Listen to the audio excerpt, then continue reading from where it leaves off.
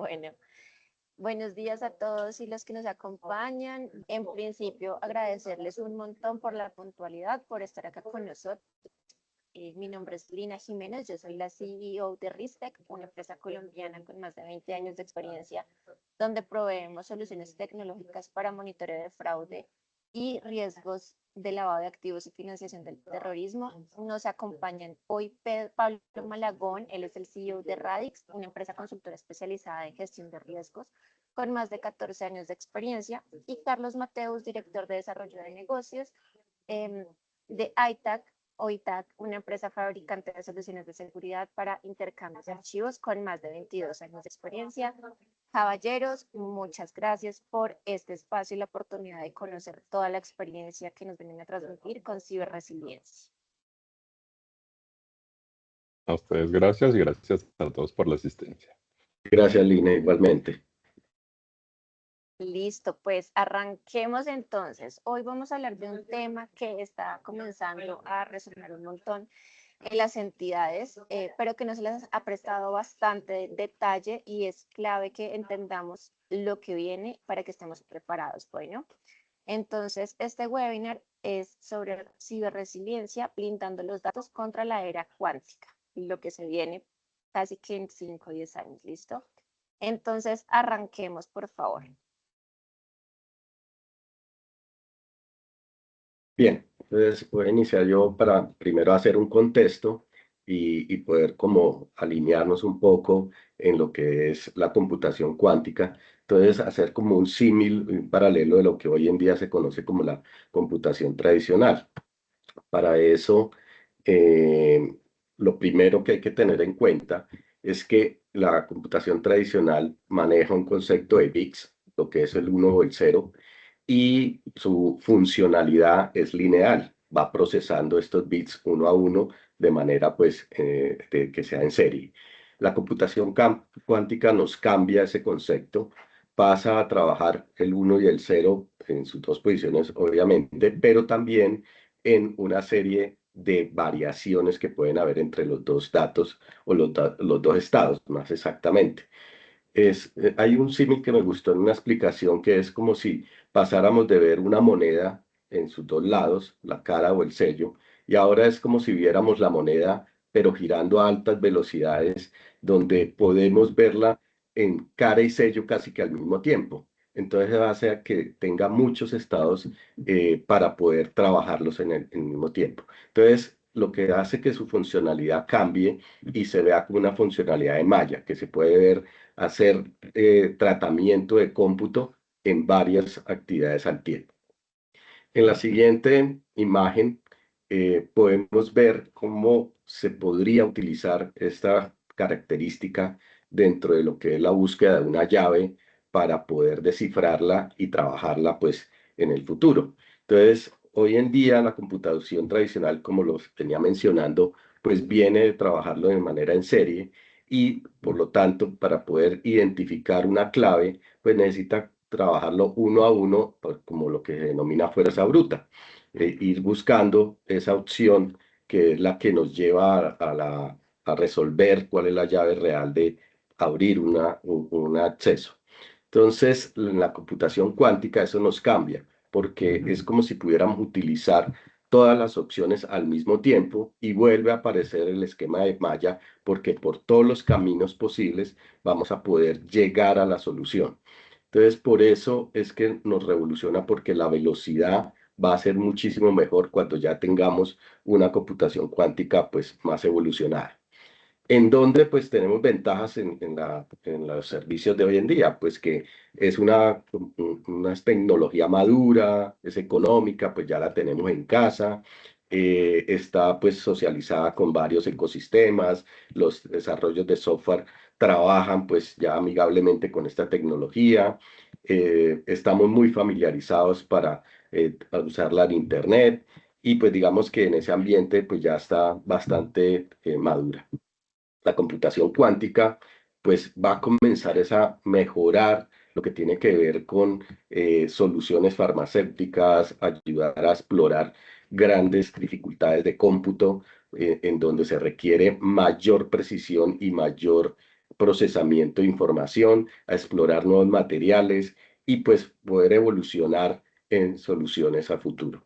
Entonces, allí es donde vamos a ver cómo esa mejora que nos trae la computación, pues se nos vuelve un riesgo para los temas de seguridad.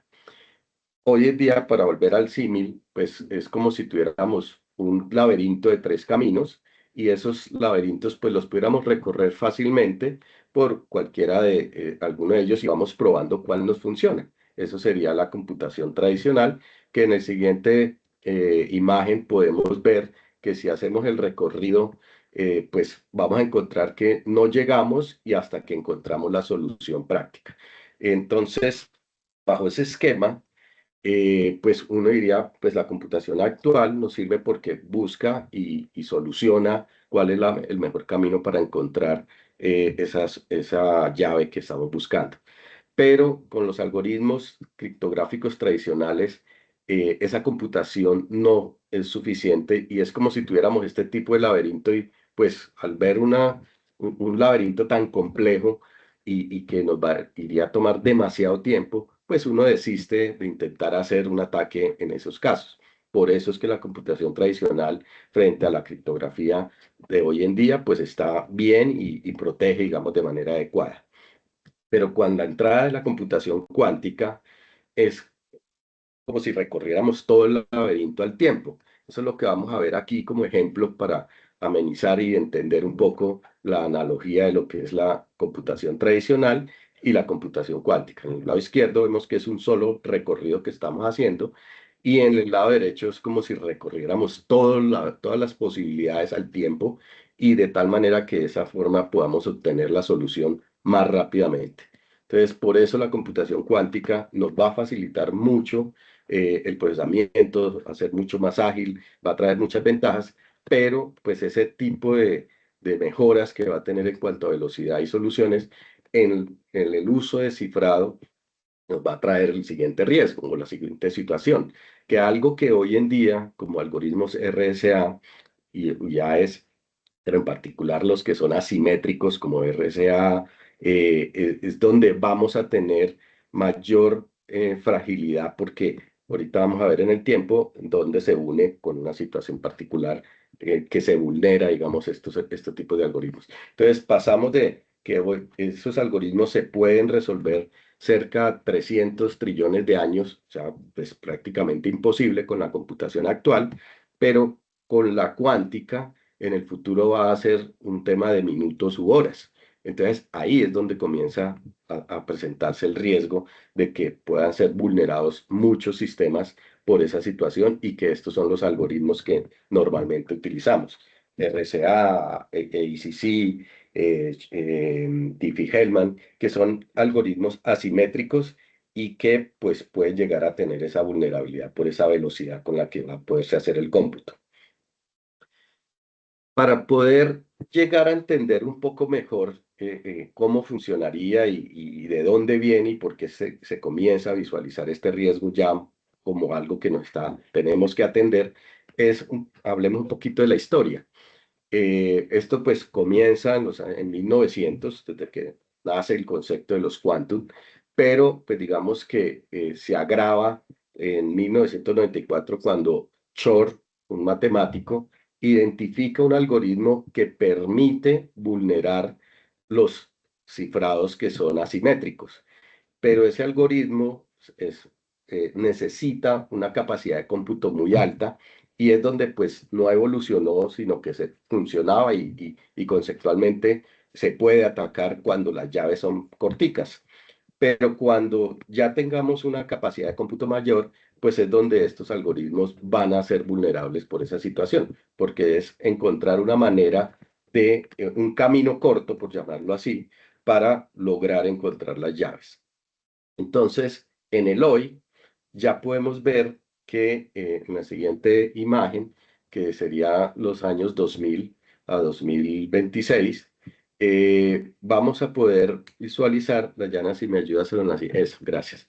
Aquí en el hoy vemos que no es que nosotros estemos hoy considerando que la computación cuántica ya podamos tener un computador en un centro de cómputo propio o en un equipo de casa, sino que va a haber una mezcla de servicios en la nube de estas grandes compañías, donde ya están colocando al servicio en ambientes de laboratorio esas opciones para que uno pueda utilizarlos en esos ambientes. Y ya hay computadores cuánticos pequeños de unos cuantos, todavía son unos pocos, pero que ya podemos utilizar. Entonces, ¿qué grandes compañías le están apostando a esto? Ahí encontramos ya IBM, donde tiene ambiente en la nube para uno hacer pruebas y poder verificar pues algunos software y pruebas de sistemas de procesamiento de derechos o pruebas relacionadas con finanzas, con créditos, y con base en eso podamos validar que la computación cuántica es más rápida y sirve para solucionar ese tipo de problemas relacionados con seguridad de la información. IBM, como lo mencionaba, está también Google y está Microsoft ya haciendo ese tipo de verificaciones y poniendo al público en la nube esos servicios. Entonces, por eso ya vemos que nos estamos acercando a que esto en unos 2 o 3 años, que es lo que está planteado en el 2028, podamos comenzar a utilizarlo ya en las industrias y haya una adaptación de software, porque pues se requiere que el software no es el desarrollo tradicional de aplicaciones, pero pues allí va a haber esa migración. Entonces, el mensaje aquí tiene que ver con eso, que hoy ya tenemos esa situación de pruebas que se están realizando en ambientes donde las empresas nos permiten a organizaciones o personas comunes utilizar en la nube servicios de computación cuántica. ¿Qué amenazas entonces tenemos relacionadas? Pues la que vengo mencionando, que es la confidencialidad, y que pues esa confidencialidad, en la medida que la información requiera más tiempo o tenga una vida útil larga, pues allí vamos a tener vulneración en ella en el tiempo, porque pues estos algoritmos, entre más corto sea el cambio, pues facilita que no tengamos, digamos, problemas de seguridad, pero sí en la medida que tengamos información de larga vida, pues allí se va a ver afectada. Infraestructuras que utilizan claves públicas o ambientes asimétricas de llave pública y privada, pues eso nos va a generar esa, digamos, vulnerabilidad frente a los certificados y transacciones que se hagan con esos certificados. ¿En dónde se puede aplicar esto? Pues en billeteras digitales, también en suplantación o identificación de identidad, porque pues las firmas, digamos, que son los que nos está proporcionando esa información. Incapacidad operativa en la actualización, o sea que entre más rígidos tengamos nuestros sistemas para adaptarnos o hacer cambios de cifrado, pues vamos a tener dificultades si no tenemos agilidad en ese cambio. Y pues en el cumplimiento normativo. En principio no hay una norma específica que diga que ya tiene que estar haciendo un análisis y un cambio a cifrados postcuánticos, pero sí las normas nos dicen: usted tiene que velar por la seguridad de la información, usted tiene que considerar los riesgos de la evolución de la tecnología, usted tiene que proteger la información de los datos personales, como la ley de habeas data. Entonces, allí tenemos que considerar esas normas que son transversales y que le aplican a cualquiera de los casos que he mencionado. Entonces, ¿en dónde se puede ver visualizado o materializado esto en el corto tiempo? En el siguiente slide vamos a ver casos donde podemos hablar del sector financiero con servicios de crédito hipotecario donde uno firma digitalmente y que pues el certificado o el pagaré, pues si es vulnerado, pues nos puede generar, digamos, allí invalidez del mismo. En las transacciones, en los sistemas de pago, en switch, podemos también tener allí una vulneración en el intercambio de llaves inicial y pues también digamos que puede ya ser afectado. En billeteras digitales, en la parte transaccional, en la identidad, cuando la persona pues está haciendo la autenticación, si no podemos validar ese certificado, pues allí tendríamos ese inconveniente. Y para salirnos un poco del contexto únicamente del sector financiero, pues también podemos verlo en hospitales y en salud. Lo que tiene que ver con la historia clínica, pues que son datos, como les mencionaba previamente, que se requieren mantener por mucho tiempo, pues eso los hace vulnerables a esta tecnología o a lo que se puede presentar allí. En otros ambientes, también como el en la siguiente diapositiva, vamos a ver relacionados con energía, manejo de infraestructuras, operaciones de gobierno, pues imagínense todo lo que el gobierno también maneja de confidencialidad, sobre todo en el ambiente militar, que pues allí también pues hay que guardar y conservar esa información de manera segura para que pues evitar accidentes o incidentes. En las telecomunicaciones, el intercambio de información como tal, en cadena de suministro, en la logística, pues que se facilita, pues obviamente mejores rutas, pues que se haya cambio de esa ruta, se vulnere el acceso a ello. Entonces, aquí el riesgo que se identifica en general es en todas las industrias por esta nueva tecnología que ya está entrando, que ya está en pruebas, que ya tenemos acceso vía nube a estas plataformas, como les he mencionado, en IBM, en Microsoft y en Google, que ya ellos tienen servicios funcionando para que la gente pues los pruebe y haga desarrollos allí. Entonces, el riesgo asociado a esa situación es que no lleguemos a estar listos para tener la agilidad y la operación adecuada en el momento en que esto se masifique. Ese digamos que era la introducción y la visión general para que pudiéramos entrar pues en contexto. No sé si ahí hay Muchas alguna gracias, pregunta o Pablo. si continúas Lina de una vez. No, de una. Aprovecho entonces este corto para pedirles que si tienen alguna duda sobre el tema de riesgos cuánticos y todo lo que pueda ser relevante sobre computación cuántica que les haya generado duda de lo que ustedes hayan escuchado, pues Pablo es un gran experto en estos temas y nos pudiera resolver cualquier inquietud que pueda haber sobre el tema. Entonces, los invito a que en el chat nos dejen sus preguntas y al finalizar el espacio, pues amablemente Pablo nos estará respondiendo. Bastante interesante lo que nos cuentas, Pablo, y todo lo que se viene en el corto, mediano plazo, porque esto ya no es algo del futuro, sino es una amenaza que ya opera casi que en silencio, ¿no? Existe un vector de ataque que se llama hoy en día HNDL, Harvest Now Describe Later. En español es recolectar ahora para descifrar después. Y la lógica es simple. Un atacante intercepta hoy comunicaciones financieras cifradas, las almacena y espera tener la capacidad computacional para romper ese cifrado. ¿Esto qué significa en concreto? Que las transacciones que hoy parecen seguras pueden estar expuestas mañana, se pueden romper hoy en día y como lo mencionó Pablo, pues ya no es algo fraccionado, sino que es algo inminente lo que va a pasar. Y el fraude es algo que nadie detecta. Y este punto es lo más crítico, ¿no? El fraude cuántico no entra por donde lo estamos mirando, no activa alertas, no genera anomalías en los patrones ni en los motores de decisión, no se parece a ningún fraude que hayamos visto antes, sino que entra por los cimientos, o sea, por las bases, compromete la capa de autenticación antes de cualquier control de fraude que se pueda intervenir y por eso se describe como algo inteligente, silencioso y persistente, porque cuando el daño se hace visible, pues ya pasó, ya. Si no estamos preparados antes de que esto se materialice, es muy poco probable de que se pueda controlar en el corto plazo. Esto nos obliga a repensar sobre la ciberresiliencia. Si la criptografía que protege las identidades, las firmas y las transacciones empieza a ser vulnerable, todos los controles constituidos sobre esa base pueden comprometerse.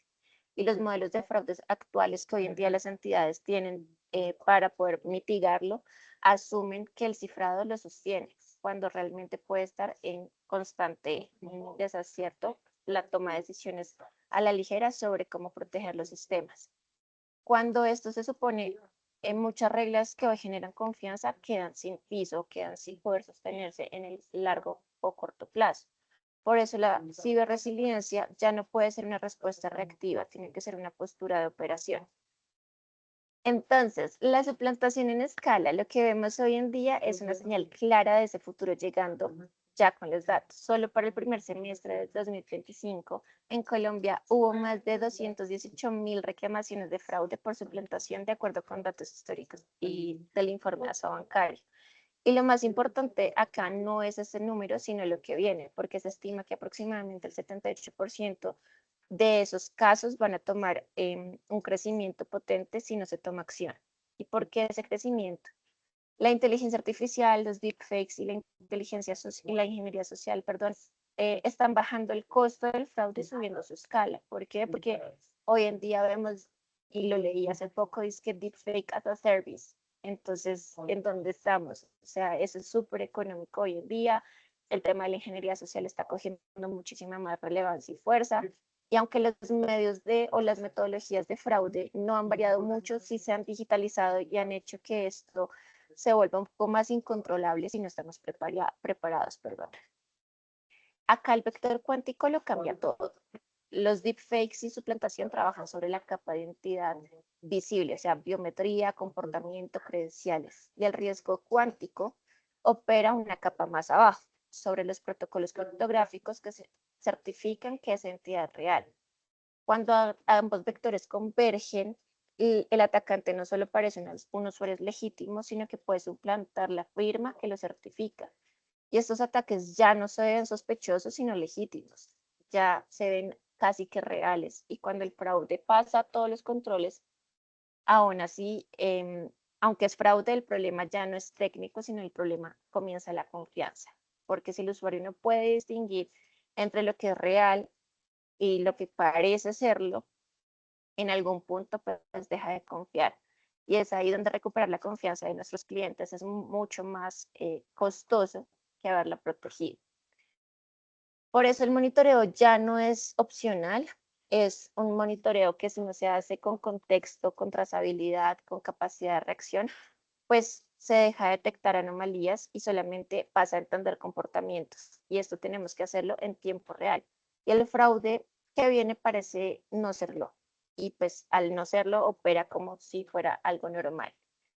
Y es ahí donde la confianza se protege con resiliencia, que es lo que queremos dejar denotado sobre todo en estos 3 slides en fraude cuántico o lo que se viene con el riesgo cuántico. ¿Y cómo se protege una organización con algo tan difícil de medir como la confianza? La respuesta no solamente está en las herramientas, sino en la postura. Una organización resiliente no es la que evita los ataques, sino que es la que entiende oportunamente y operando con la confianza, incluso cuando el entorno cambie. Y eso requiere construir sobre criptografía, que no se quede obsoleta cuando la computación cuántica llegue a gran escala. Porque realmente está en riesgo no solamente los datos de esos clientes, sino la confianza con la que hoy las personas abren una billetera digital, autorizan una transferencia, firman un contrato, generan algún tipo de vínculo comercial con las entidades. Y la confianza con la que la empresa decide operar digitalmente, pues también es clave. Y el problema es que muchas organizaciones todavía creen que la confianza significa que el sistema funcione y funcione bien, cuando realmente eso no es suficiente. El fraude puede pasar todos los controles y aún así ser fraudulento sin percatarnos. Antes del fraude se veía sospechoso, comportamientos atípicos, transacciones en poco tiempo, compartición de los datos y de los dispositivos, de la geolocalización, pero hoy eso ya comienza a verse legítimo y cuando el usuario deja de confiar, el impacto no solo es financiero, porque se frena la adopción, se frena la operación digital y se frena la relación con la marca. Y eso es bastante delicado. Nadie quiere operar en un entorno donde siente que cualquier identidad puede ser falsa. Por eso el reto ya no es solamente bloquear los ataques, el reto es mantener viva la confianza digital en un entorno donde las amenazas cambian todos los días. Y es ahí donde la ciberresiliencia deja de ser un concepto técnico y se convierte en una ventaja estratégica y competitiva frente a los del sistema financiero, en este caso o en este ejemplo. Las organizaciones que entienden esto a tiempo no solo van a proteger mejor sus sistemas, van a proteger algo mucho más difícil de recuperar, que es la confianza de las personas y de sus clientes. Entonces, con esto quisiera dejarlos. Por acá nos llegan 2 preguntitas.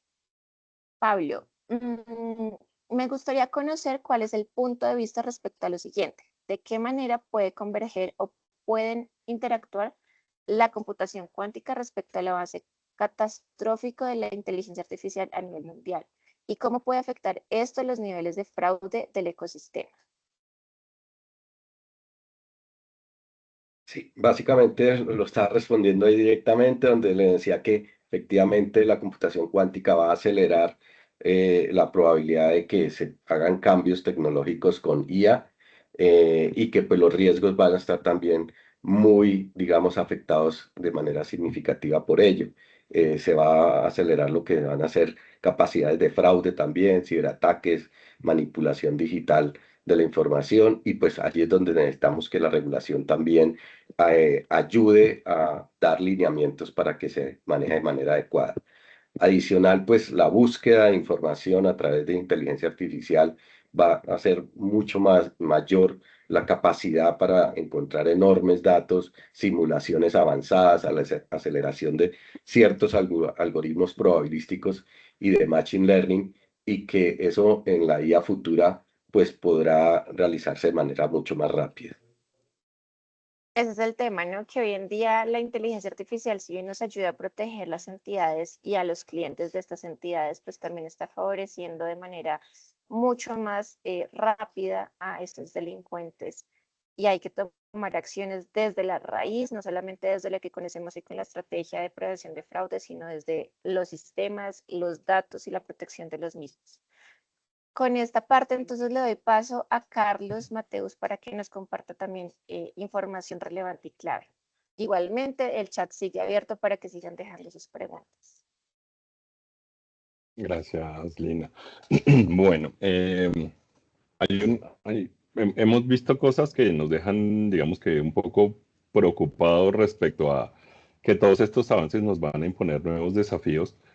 También nos van a traer cosas muy buenas, lo que nos contaba Pablo, va a haber unos avances en investigación y yo personalmente creo que eh, un poco los avances rápidos que hemos visto en computación cuántica vienen impulsados por los temas de IA. Y el asunto es que la computación, piensen cómo funciona la IA buscando probabilísticamente las mejores respuestas, corriendo eso sobre un laberinto como nos mostraba Pablo, que va por todos los caminos al tiempo, entonces va a ser un potenciador muy grande para la IA y eso nos va a traer muchísimos beneficios y nos va a traer muchos desafíos, como le mencionaba Lina. Vamos a tener que eh, estar pensando en ataques que posiblemente en este momento no nos imaginamos.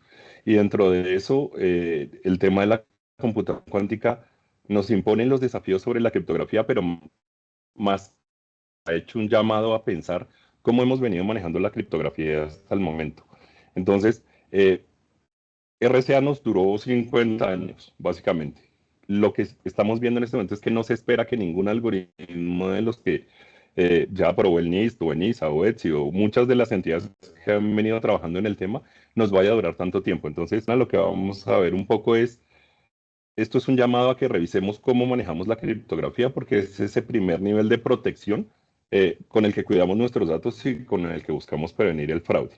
Pero más que verlo solo como me cambio de algoritmos de mi R sea alguno de los nuevos, a MLKEM o a cualquiera de los que ya están definidos y que son resistentes a los ataques de computación cuántica, lo que vamos a tener que ver es cómo manejamos la criptografía. Aquí ahí vamos a ver un poco un llamado a que tenemos que adoptar nuevas prácticas. Y hay una primera que es la criptoagilidad. Les decía, RCA duró 50 años. Estos no, nadie espera que duren tanto tiempo. Tenemos que estar preparados para poder cambiar rápidamente de algoritmos, de tamaños de llaves, de familias de encripción, etcétera.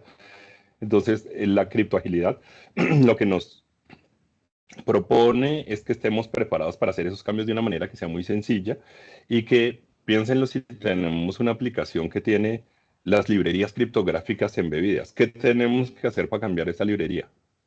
Seguramente vamos a tener que diseñar el cambio, vamos a tener que buscar la nueva librería, hacer los ajustes, probar, desplegar. Nos va a tomar mucho tiempo. Tenemos que estar preparados para movernos muy rápido. Otro llamado, y que vamos a ampliar ahorita enseguida, es a que mantengamos soberanía sobre nuestras llaves, que tengamos el control sobre esas llaves de cifrado y sobre las operaciones criptográficas que estamos manejando. Voy a mencionar dos cositas más acá, que tengamos la posibilidad de modernizar lo que estamos trabajando.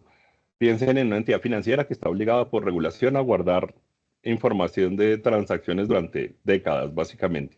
Esa información que está protegida con RSA ante un ataque como el que nos contaba Lina de Harvest Now y de Keep Later, ¿qué pasa si alguien llega a ganar acceso a esa información que tengo cifrada con lo viejito?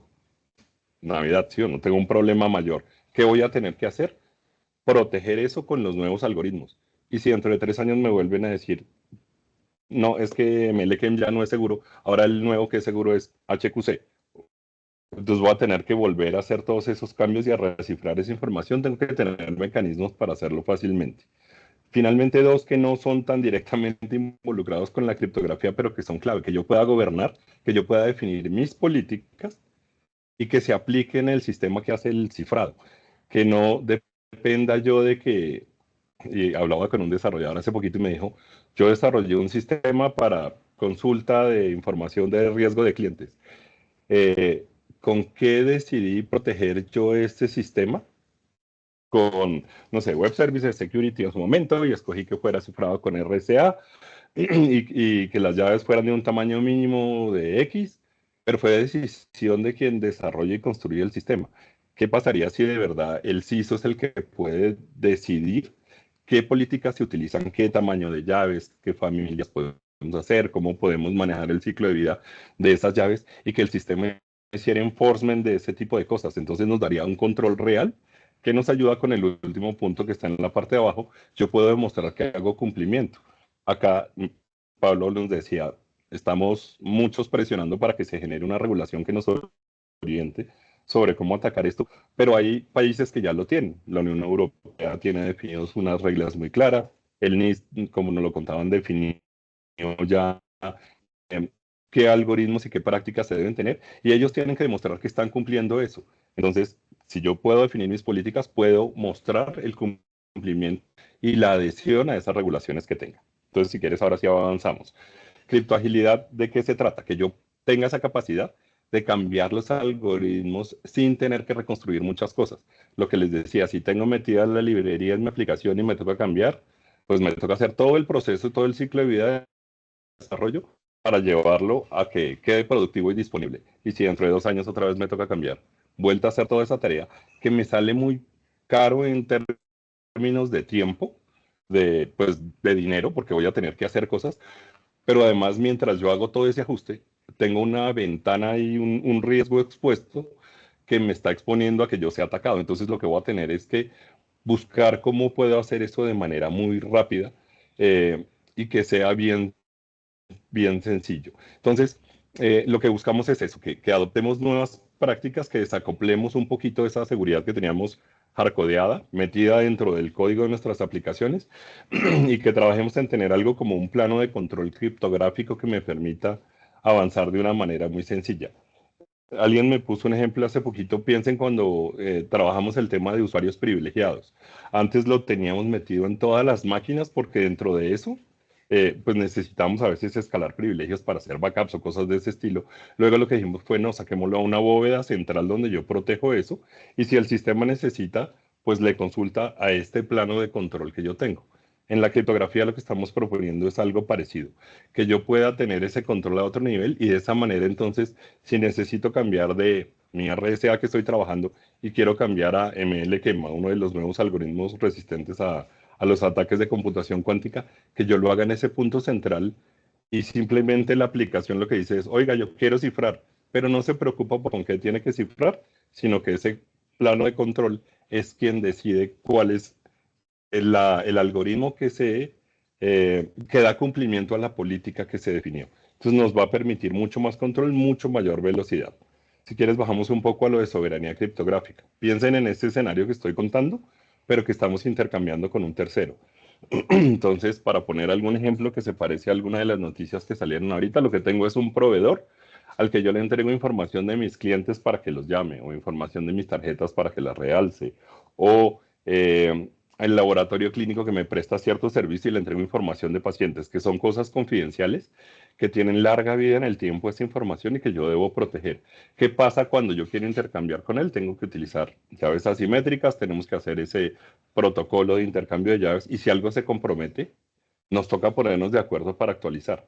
¿Qué pasa si yo como organización tengo el control completo de mis llaves y lo que le doy es a ese tercero la posibilidad de acceder a esas operaciones criptográficas que expongo? Entonces lo que voy a poder decirle es, tome un identificador de la llave y con ese key ID usted invoca para cifrar o descifrar, pero yo, organización, tengo el control de la llave. Si mañana yo decido que ya no es una llave RCA, sino una llave postcuántica, el tercero va a seguir llamándome con el mismo key ID y vamos a estar protegidos a nivel postcuántico de una manera muy sencilla y con control total de la organización. Si necesito revocar una llave, si necesito suspender un intercambio de información, lo puedo hacer de una manera mucho más controlada y al tenerlo más controlado también puedo hacer rotaciones de llave que sean más frecuentes. Ya no tengo que tener esa llave que dura 1 año, 2 años, 10 años, sino que puedo decir cambio de llave cada mes. Cada intercambio que haga lo puedo hacer con una llave distinta y si tengo esta soberanía y el control en ese punto central, pues lo puedo hacer muy sencillo. ¿Vale? Entonces, eso mismo nos facilita, y si vamos a la siguiente, la parte de la modernización criptográfica con baja fricción. Les decía, ¿qué pasa si tengo mis archivos cifrados con RSA y ahora necesito protegerlos de cualquier tipo de ataque? Pues hago una rotación de estas llaves y tengo que tener capacidades de hacer recifrado. Esa operación criptográfica no existe porque conceptualmente lo que tengo que hacer es quitarle el cifrado que tenía con la llave viejita, ponerle un cifrado nuevo, pero tiene que ser algo que ocurra de manera sencilla. Entonces, que yo lo pueda hacer como de una manera que sea segura y muy rápida. Yo no puedo dejar el archivo en claro, porque si lo dejo en claro, estoy abriendo una vulnerabilidad ahí gigante. Entonces, lo que quiero es hacerlo como en streaming, más o menos. Imagínense lo que, para los que sean más grandes, ¿se acuerdan cómo veía una película hace 10 años? Tenía que descargar la película, tenerla completa para poder verla. ¿Cómo lo hacemos ahora? Traemos partecitas, el televisor lo procesa, vemos esa porción de película y la olvidamos. Llega la siguiente porción y lo vemos como un continuo. Piensen que pudiéramos cifrar así, como que voy recibiendo, quito un cifrado, pongo el otro y entrego la respuesta. Sería mucho más práctico y podría hacer cosas automáticas para que esa migración sea muy efectiva y que yo pueda estar cambiando de algoritmos periódicamente. Ya no tengo que tener guardada esa llave con la que cifré hace 15 años las operaciones de mi banco, sino que podría estar haciendo recifrados y gano mucho en términos de agilidad y del control de mi información. Finalmente, en el siguiente vamos a ver el tema de políticas y es cómo hacemos ahora para saber que sí estamos teniendo, que sí se están aplicando las políticas que como organización definimos. Solo usamos llaves más grandes que RCA 2048. ¿Cómo podemos validar eso? Como haciendo auditorías o revisiones de vulnerabilidades, cosas de ese estilo, pero no hay una manera clara porque posiblemente tengo una aplicación por allá medio olvidadita que se me quedó con algo viejito, se vuelve una tarea operativa muy grande.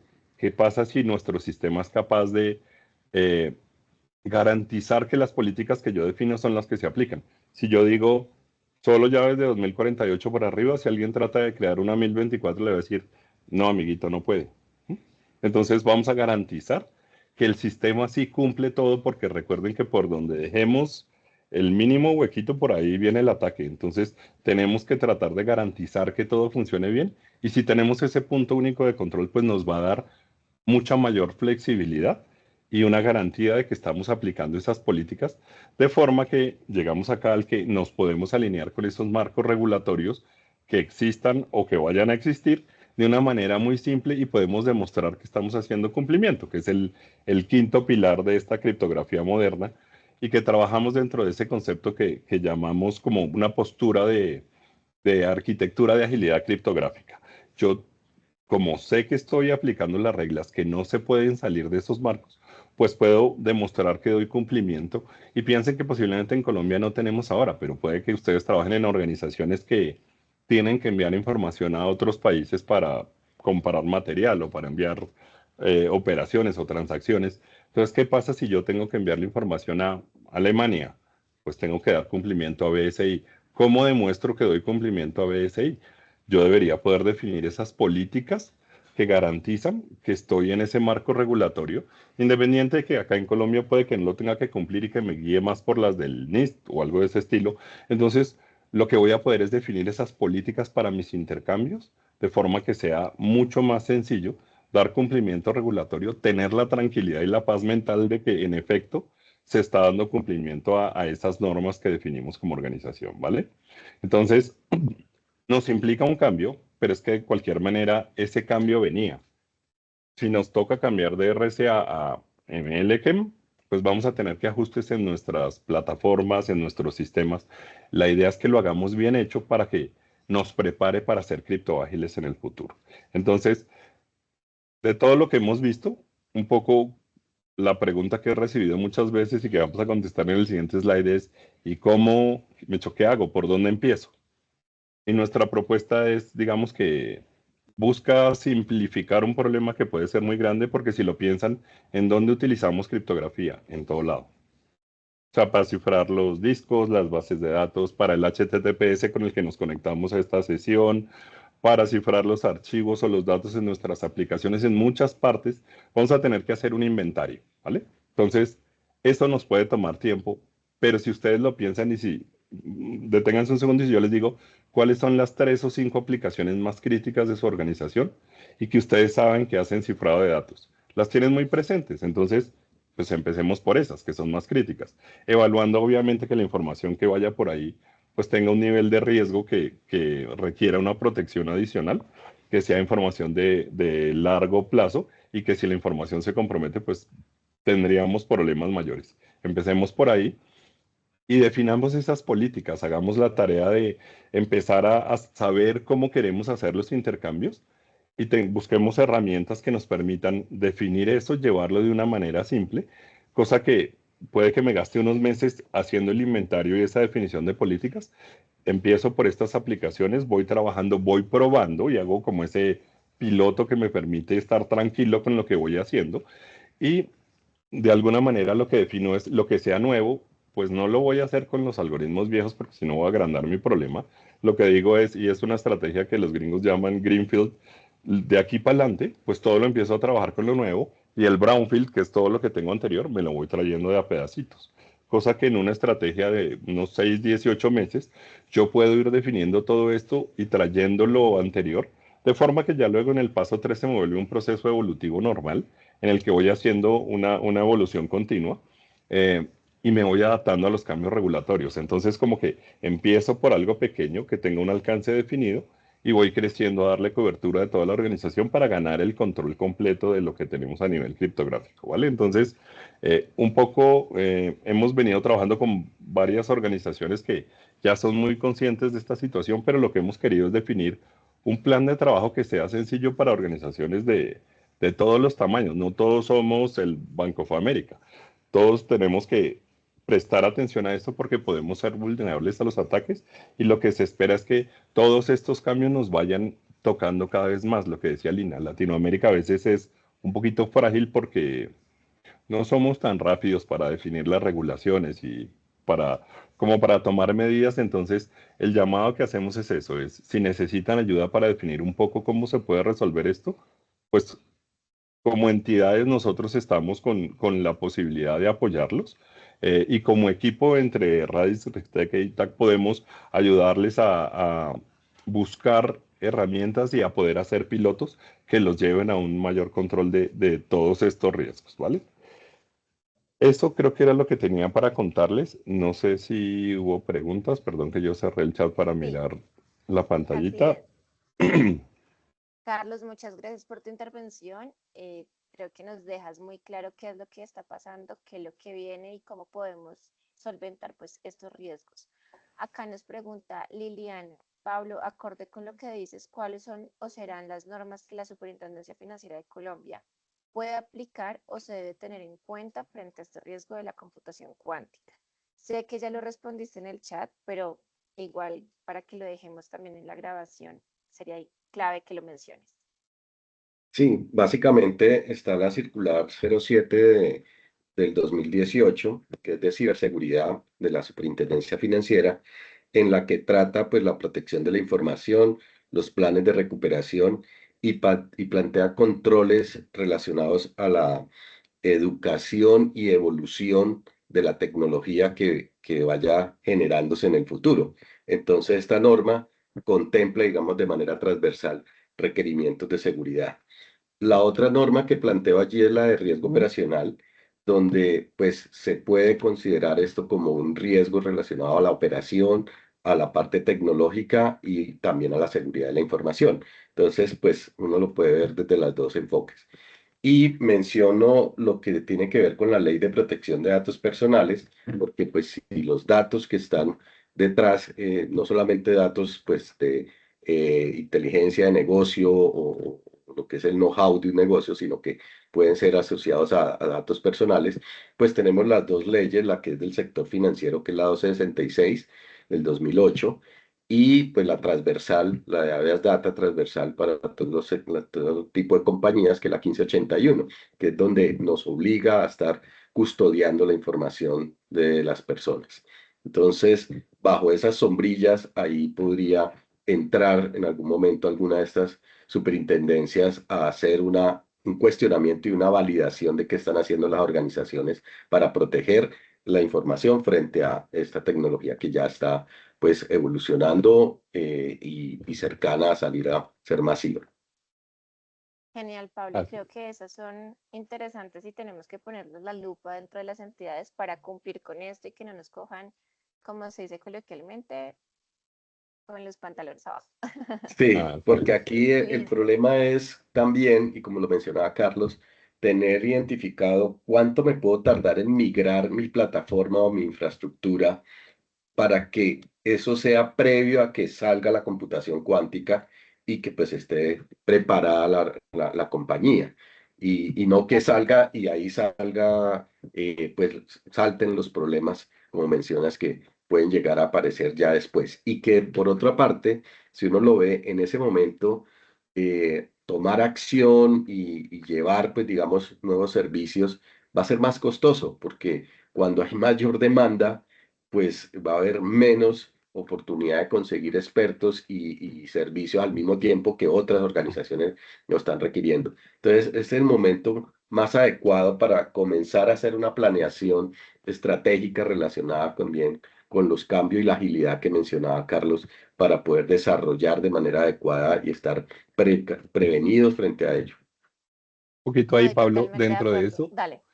creo que la mejor recomendación fue la que hizo Lina ahorita.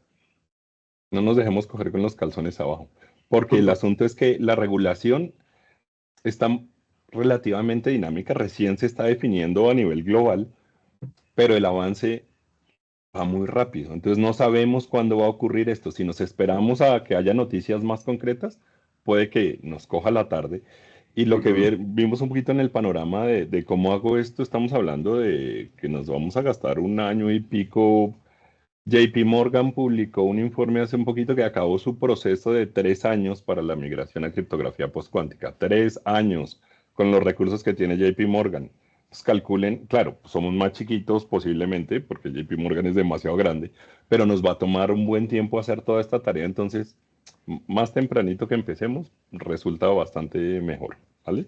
Totalmente de acuerdo. Y para eso los invito a que escaneen este código QR que les aparece en pantalla para que puedan de pronto solicitar o agendar un diagnóstico de sus controles de monitoreo de fraude y sobre todo de la parte de sistemas de ciberseguridad y pues validar que todo esté en orden e irse preparando, como lo mencionamos, antes de que la normativa nos aplique.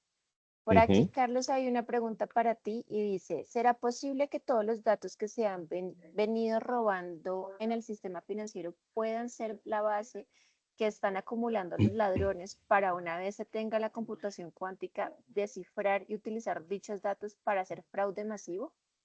Sí, la respuesta es sí, o sea, les puedo contar el milagro, pero no el santo, hablando con un CISO de un banco francés, pero que tiene presencia en Colombia, nos decía que hacen cosas que uno no sabe. Ellos mismos hacen su inteligencia en dark web y cosas de ese estilo. Vieron archivos de su banco vendiéndose en dark web, porque el asunto no es solo que se los roban para guardarlos. O sea, los ofrecen y lo que le tengo un archivo cifrado del banco X, ¿le interesa? ¿Qué tiene? Pues ni idea, nadie sabe, pero dentro de un par de años, cuando esté disponible la computación cuántica, lo va a poder ver. Entonces, ¿le interesa o no le interesa? Y lo cambian como si fueran figuritas del álbum o los venden. Entonces, es algo que es real, o sea, no es que suponemos que pueda estar pasando. Tenemos clientes que ya lo han visto Y ese ataque es terrible, lo que nos decía Lina, ese Harvest Now de Cryptlayer es que el Harvest es, solo van cogiendo lo que ven por ahí, pero no están haciendo nada con esos datos porque ahorita no pueden hacer nada. Como decía Pablo, no los pueden romper en este momento, pero están guardando mucha información y el espacio en disco es muy barato. Entonces lo que tienen es espacio en disco y paciencia y esperan a que llegue el momento. Luego descifran y es como las cajitas sorpresa que uno compra en Amazon o en Mercado Libre. Pago $100 y a ver qué me llega. Puede que sea un teléfono ahí medio gatico o puede que sea una tablet que vale más de los $100. A eso están jugando. Entonces, sí es un riesgo muy real. Hay recomendaciones en todos los territorios lo he visto para protegerse de este tipo de ataque y entonces ese es el llamado que toca ir actuando ahora. Porque si no empiezo a cifrar con los nuevos algoritmos, pues ellos están simplemente recolectando. Puede que el ataque me venga dentro de 2, 3 años, pero ya lo están haciendo y sabemos que lo están haciendo. Entonces, sí es un problema grande y lo que se nos puede venir como ataque de fraude masivo, como lo mencionan en la pregunta, puede ser complicado. Entonces, más vale que nos vayamos preparando y protegiendo desde ahora de ese tipo de ataques. No, y no tan lejano, porque lo que hemos visto ahorita con la información que se ha pues, publicado, sobre todo estas entidades de BPO, de entidades financieras, donde uno mira y está un montón de datos de sus clientes. Y sobre todo, la vez pasada estaba viendo en una red social donde vendían las cédulas de las personas casi que por $1. Entonces, bueno, hay que comenzar a proteger nuestros datos, nuestros sistemas para no estar vulnerables y estar un pasito adelante antes de que esto se nos venga encima. Una última cuñita, Lina, antes de que Dale, dale, dale. Google no es Tesla, ¿no? O sea, Tesla le dice a uno que va a tener conducción autónoma el año pasado y no pasa. Google es diferente. Google anunció que para 2029 pronostica tener la máquina que puede romper las firmas de curva elíptica, que es con las que se firma el blockchain. O sea que para 2029 va a tener una máquina con la capacidad de hacer eso. Ya no estamos hablando de 2035 como hace unos años. Y si esos locos dicen 2029 es porque la ven que en serio la van a poder tener. El problema no está tan lejos. Ese es tal De vez el llamado acuerdo. más importante. Esto no está tan lejos como podemos creer. Hay que empezar Ujú.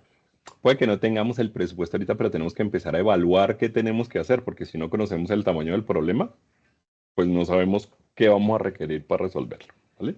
Y, De Dale, y acuerdo, Lina. Carlos. adicional que pues con los servicios de computación en la nube, que es el objetivo también de promoción de estas grandes compañías, pues va a ser muy fácil, digamos, usar ese tipo de cómputo en el futuro. No es que tenga uno que comprarla o que una empresa tenga que hacer una gran inversión, dado que pues esa forma facilita el uso de este tipo de tecnologías. Si Así es. quieren, Y uno la ya puede idea, ir a IBM a comprar tiempo de procesador Correcto. cuántico. Es una ujú, maquinita chiquita, son máquinas como de 4 qubits, una cosa así, pero le permiten, y no duden lo que los atacantes están probando cómo va a funcionar la cosa. ¿Sí? Y a nivel académico hay una universidad en China, por ejemplo, que ya rompió el RSA de 90 bits, que pues no, de 90 a 2048 hay harto trecho, pero ya lo pudo romper. O sea, el problema no es teórico, el problema es real y lo que nos falta es que crezca esa capacidad de cómputo postcuántica, pero se nos viene ese problema. no de Vale. acuerdo. Y la idea no es ponernos como en qué miedo, sino qué tenemos que hacer para poder atacar el problema de frente y con las estrategias y las herramientas idóneas. Pues nada, señores, caballeros, Carlos, Pablo, muchísimas gracias por todo el conocimiento que nos acaban de compartir, a quienes nos acompañaron y estuvieron conectados durante todo el espacio. Muchísimas gracias, esperamos que esto haya sido de valor y nos vemos en un próximo webinar entre Radix, Rispec e ITAC. Nos vemos pronto. Chao. A todos, Bueno, gracias, feliz hasta día. luego, gracias.